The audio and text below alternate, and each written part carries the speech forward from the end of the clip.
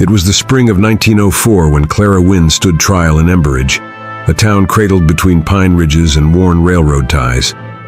Folks there believed in appearances more than truth, and justice came second to comfort.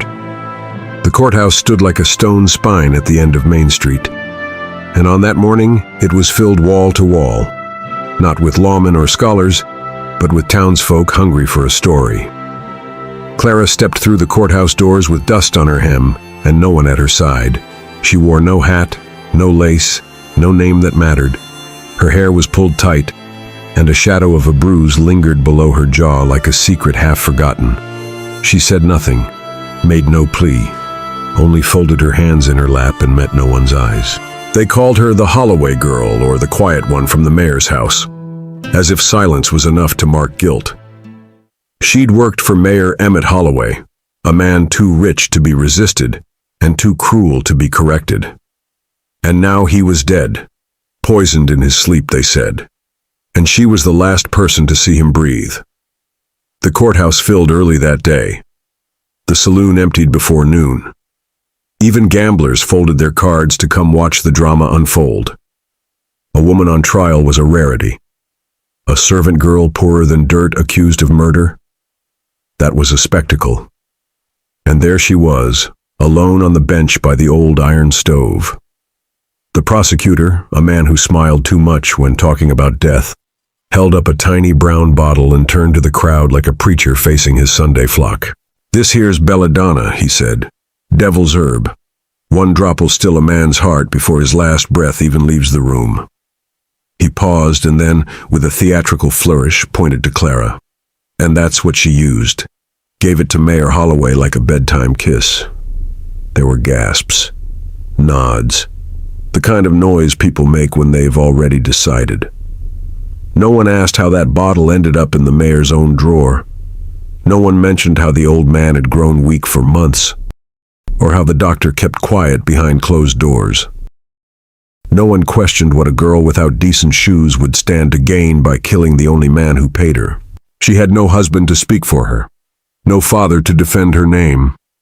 No name anyone remembered, really. The court-appointed lawyer, pale and perspiring, cleared his throat and stood. "Ladies and gentlemen," he said, "there's no real proof." "That's enough," said the judge, sharp as frost. "You may sit down." A few in the gallery chuckled. Clara didn't laugh. She didn't blink. She only sat there, hands folded, while her eyes roamed the room like someone counting ghosts. She saw the baker's wife, who once offered her rolls warm from the oven, now turn her face away. The stable boy, who used to smile when she passed, stared hard at the floor. And Marshal Dorian Pike, the only man who ever asked if she needed help at the Holloway estate, now stood at the back of the courtroom, like a stranger. The jury didn't deliberate that day. They didn't need to. The story had already been told by gossip, and they liked the ending. As the gavel cracked through the air and court adjourned for sentencing, they led Clara out the side hall. She didn't resist, didn't speak. She didn't have to. Because across town, in a saloon that smelled of old tobacco and old regrets, a man with gray dust on his coat and a revolver that hadn't been drawn in years sat staring into a cup of coffee gone cold. He'd been there since dawn, watching, waiting. When he heard the echo of the judge's gavel roll across the rooftops of Emberidge, he stood up like a man hearing the call of something buried too long.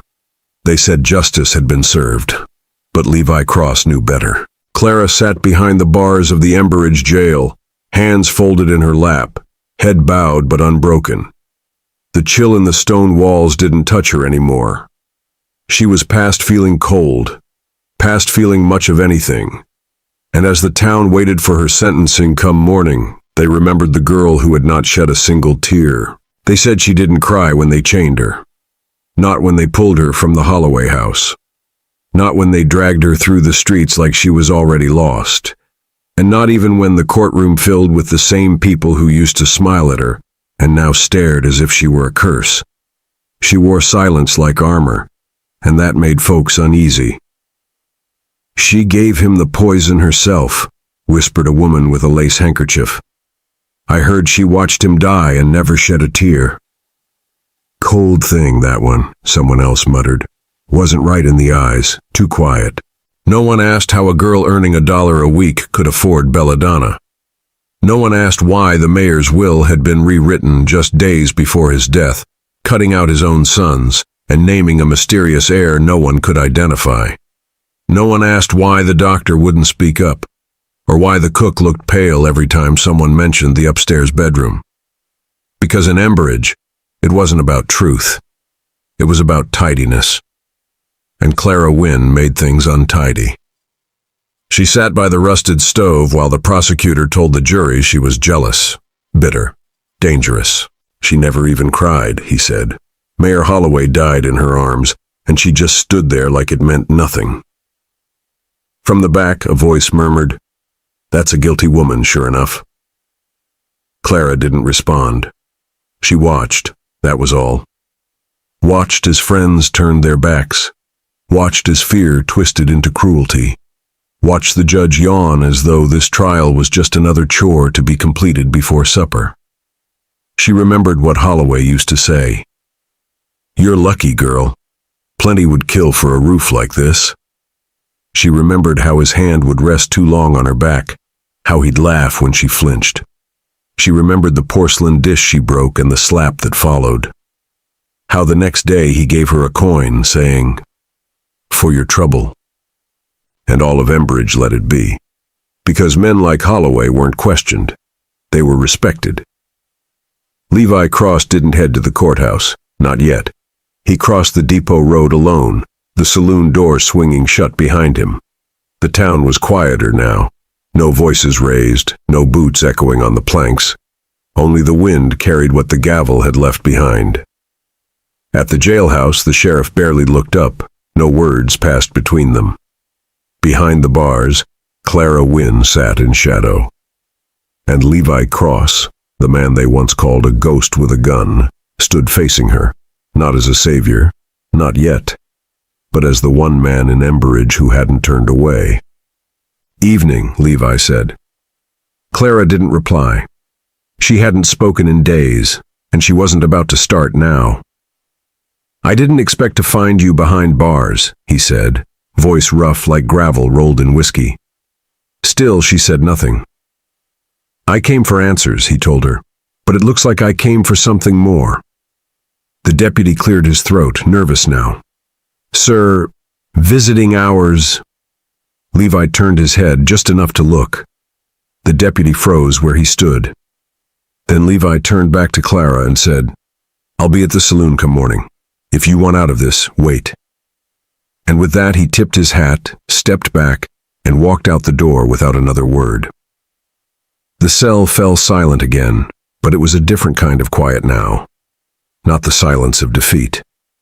Not the silence of guilt.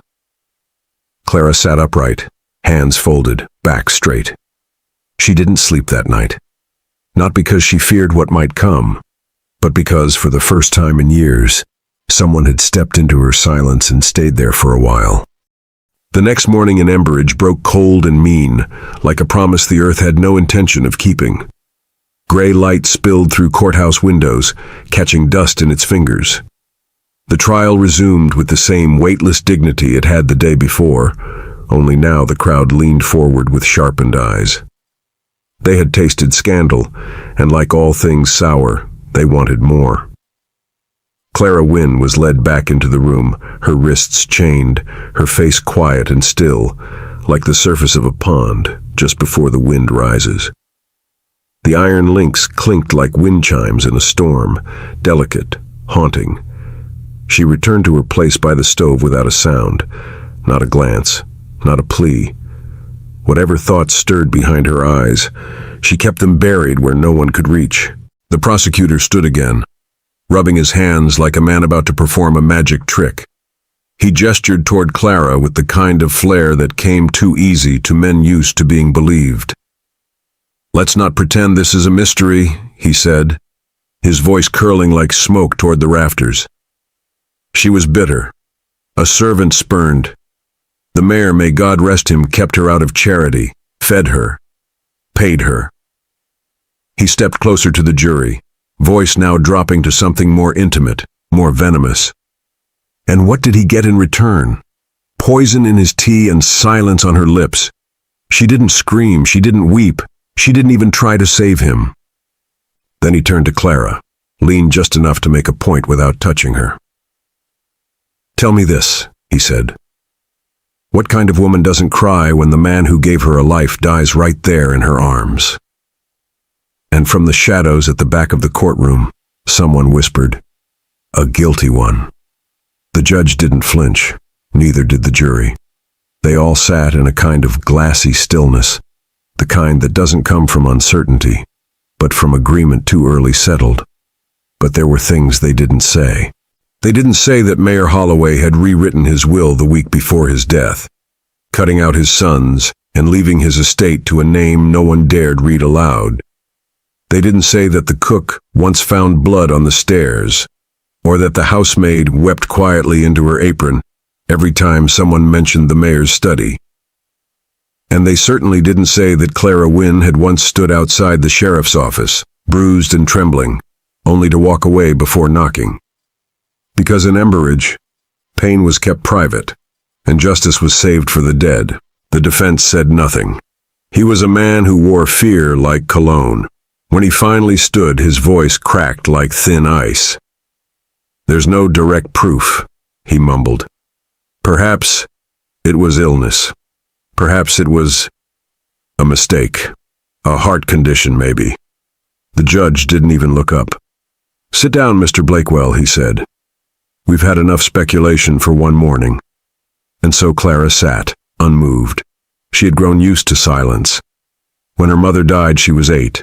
When her father drank himself into the ground, she was 12.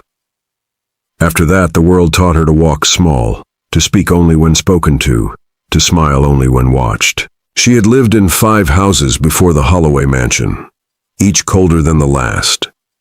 And Mayor Holloway was no different. He was just richer, more practiced, more dangerous. He called her girl, no matter how many birthdays passed. His hands lingered where they shouldn't. He struck her once for breaking a porcelain dish, then paid her extra the next day and called it mercy. In public, he was a man of principle. In private, he was a man who made her kneel when he drank. She had once thought of running. But to where? And with what? Who would take in a girl with no family, no money, and the burden of a powerful man's secrets on her back? None of it mattered now. The judge leaned forward, his voice weary, practiced. "Unless there are any final witnesses." But no one moved. Not yet. The doors creaked, but only from the wind. The room waited for drama, and when it didn't come, they turned back to the girl in the chair. Clara didn't lift her head. She wasn't waiting, because waiting was for those who believed someone might come. But across town, Levi Cross was already on the move. Dawn came slow to Emberidge, the kind of dawn that creeps in like it's unsure if it's welcome. The sun tried to lift the cold, but the streets stayed quiet, like the town was holding its breath. Whispers spread before coffee even hit the stovetop. "He's back," muttered the barkeep, wiping a glass he'd already cleaned twice. "Who?" asked the piano man, his fingers hovering above the keys, motionless. "Levi Cross," the barkeep said, voice low, as if the name itself could summon ghosts. The piano man didn't ask again. Levi's name hadn't been spoken aloud in Emberidge for years, and now it moved through the town like a warning. Not loud, not fast, just certain. At the tailor's, the sign flipped to closed before the first bell rang.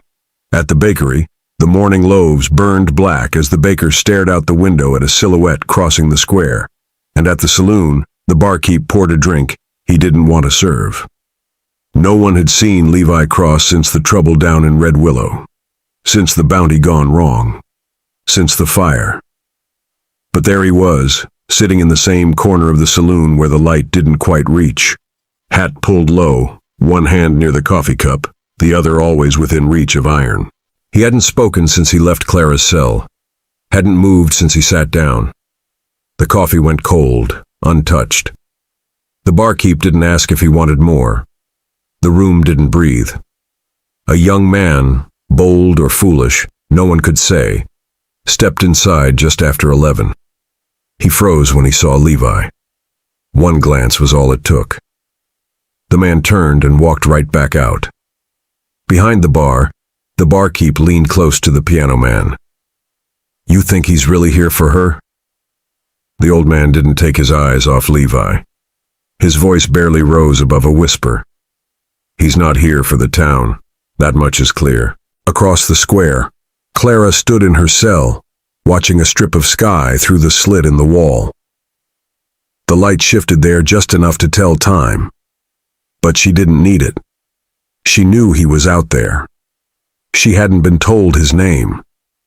No one had said a word. But she remembered the voice, the silence, the way he didn't flinch when the bars stood between them. She remembered something else too. A name spoken once, quiet, sharp, dangerous, through the wall of the mayor's study. "Levi Cross is a necessary evil," Holloway had said. "He kills, but he don't steal. He protects, but only if paid in blood." That name had settled in Clara's memory like dust in a room no one dares clean. She'd heard it only once, and never forgot it. She remembered the way the staff at the mansion used to hush when the mayor mentioned Cross, the way the air changed, the way they all acted like someone might be listening. One night years back, Holloway had shouted at her for asking too many questions. Levi was in the room then, silent, watching. After that night, the shouting stopped for a while. Then Levi was gone. Now he was back, and Emberidge didn't know what to do with his presence. He wasn't a sheriff, wasn't a deputy, wasn't anything with a badge or a reason. He was a man with a reputation, too dangerous to provoke, too quiet to dismiss. He didn't make threats, but somehow the silence he brought weighed more than gunfire. By midday, the courthouse was full again, packed tighter than Sunday service and quieter than a funeral. The townsfolk filed in with the same hush that precedes a storm, eyes low, hands folded.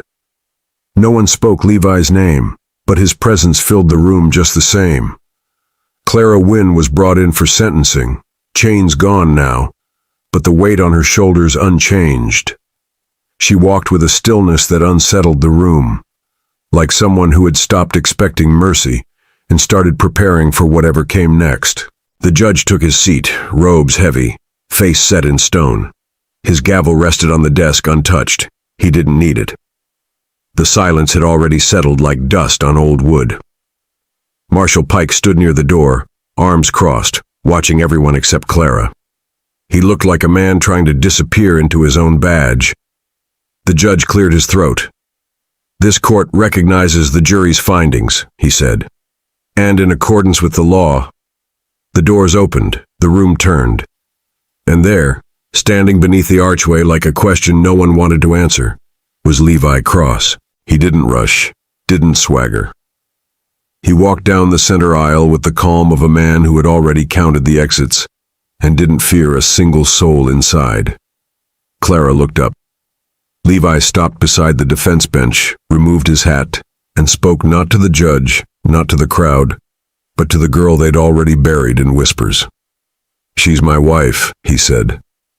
Gasps rippled through the room like a match tossed on dry grass. The judge blinked, then leaned forward.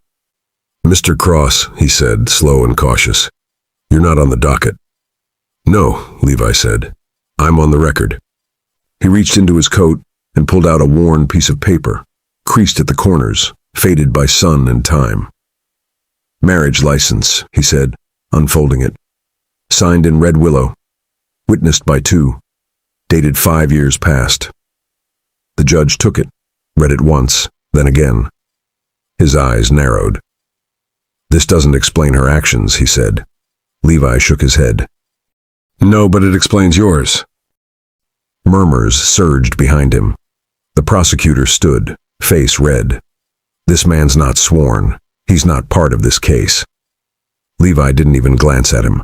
"You ever see what the mayor did behind closed doors?" he asked the room. Ever hear the bruises? Ever smell the fear on the girl when she brought him his drink? The crowd fell to a hush so deep it made the floor creak in protest. I did, Levi said, and I left because I thought it was done. I thought she'd be safe. He turned to the judge now. I was wrong. That's on me. Marshal Pike took a single step forward. You come here to stir up dust, Levi? I came to stop it from covering the truth, Levi said. The judge looked at Clara. She didn't cry, didn't flinch, but this time she held his gaze. The judge sat back. We'll reconvene tomorrow, he said. I need time to consider. Gavel down. No slam. Just wood meeting wood in quiet defeat. Clara was led away once more. But something in the room had shifted, and the air no longer belonged to the jury or the judge. It belonged to Levi Cross. That night Emberidge didn't sleep. The saloon didn't play music. The baker didn't rise before dawn. And for the first time in weeks, no one passed judgment aloud. They were waiting. Waiting to see if the truth could still breathe in a place that had held its breath too long. At the sheriff's office, Clara sat in the quiet of her cell. She didn't speak, but her hands, once folded so tight they'd gone pale, now rested open in her lap. Not relaxed, not defeated, just no longer clenched. At sunrise, the doctor arrived. Not summoned, not escorted. Just walked through town in his long brown coat, medical bag in hand, and entered the courthouse before the doors were officially unlocked. Inside, the judge waited. Marshal Pike was already there, hat in hand, eyes tired from the weight of silence worn too long. The doctor opened his bag and pulled out a stack of yellowing papers. Records, he said. Medical, private, overlooked. On purpose, maybe. But not anymore. The judge read the first page, then the second. His hands tightened on the third. Bruises catalogued, ribs cracked, wrist sprains. All matched dates when Clara had supposedly fallen or tripped or gotten careless. The doctor cleared his throat. I should have come forward, he said. But men like Holloway made it hard to breathe, let alone speak. The judge didn't speak for a long time. He just nodded. Later that morning, the courthouse filled again, but not with spectators hungry for blood. This time, the seats were taken by townsfolk wearing guilt in their collars and shame in their shoes. Levi sat near the back. He didn't watch the judge. He watched the faces of those who'd whispered, those who'd laughed, those who'd nodded along when Clara was being buried by rumor. One by one they came forward, the cook, the maid, even the stable boy. They each told what they knew. Not everything, no one ever tells everything, but enough to shift the ground beneath the courtroom floor. The cook, eyes trembling, said, I heard him yell. Nights, mostly. Heard things break. Once I saw her shoulder wasn't right. The maid nodded through tears. I tried to talk to her once, but she just smiled like it didn't hurt. And the stable boy, now taller, older, but still carrying the weight of being young and powerless, said, I saw him hit her, twice. Thought if I told I'd lose my job, so I didn't. The judge listened. Marshal Pike watched, and Clara, for the first time since it all began, met the eyes of those speaking. She didn't forgive. But she didn't look away either. When Levi stood, the room went silent again. He didn't say much, just walked to the center, held up a small handkerchief, blue, frayed at the edges. She gave me this the last time I saw her, he said. Told me to keep it close in case I ever needed to remember who I was. He looked at Clara. I forgot for a while, but I remember now. The judge didn't reach for the gavel this time. He didn't need to. The verdict was no longer his to give. It took 3 days for the court to sort through the confessions, the bruised testimonies, and the silence finally broken.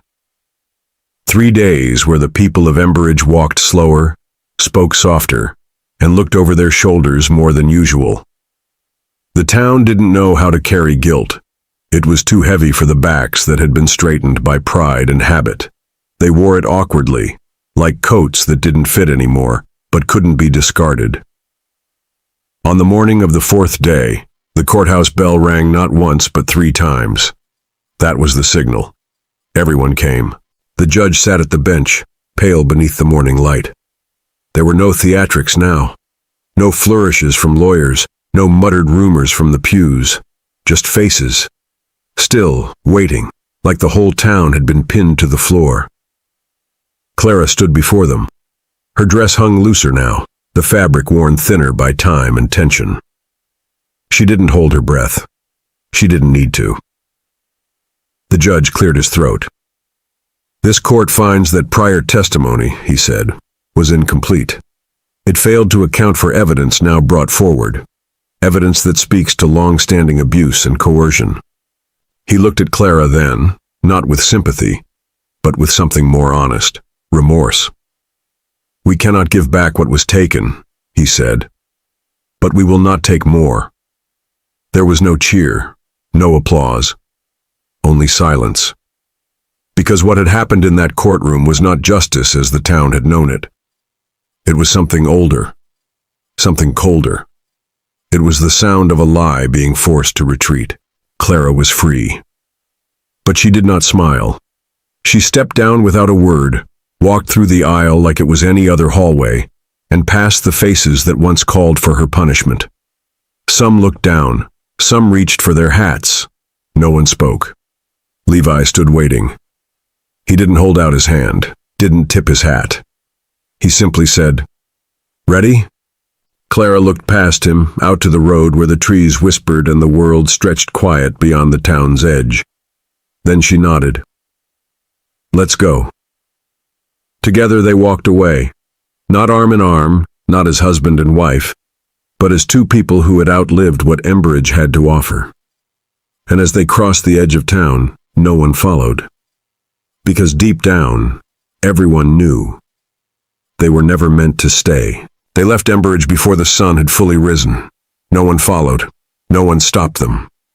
The air was still, and the wheels of the old wagon Levi borrowed creaked soft across the dirt road like a song half remembered.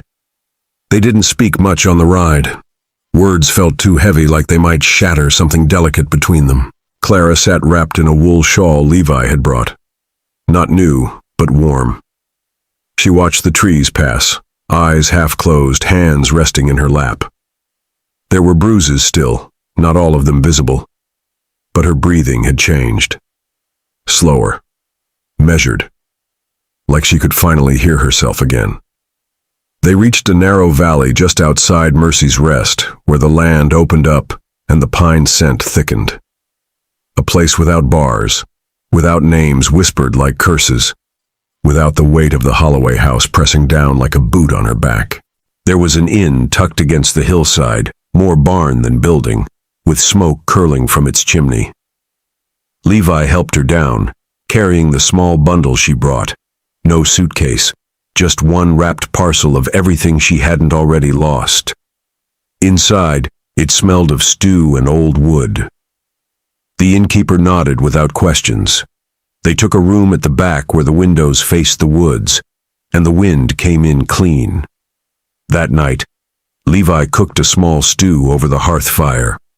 He handed her a bowl, then sat on the floor near the window, legs crossed, hat on the table beside him. He didn't look at her like someone who expected thanks, just someone who meant to stay. Clara watched him for a long time before she spoke. "You came late," she said, voice low. "I know," he replied, "but you came." He nodded. "Next time I'll be on time." She didn't smile, not fully, but something near her eyes softened. They ate in quiet, the kind that didn't need filling. Outside, the wind rustled the trees. Inside, the fire cracked soft beneath the kettle.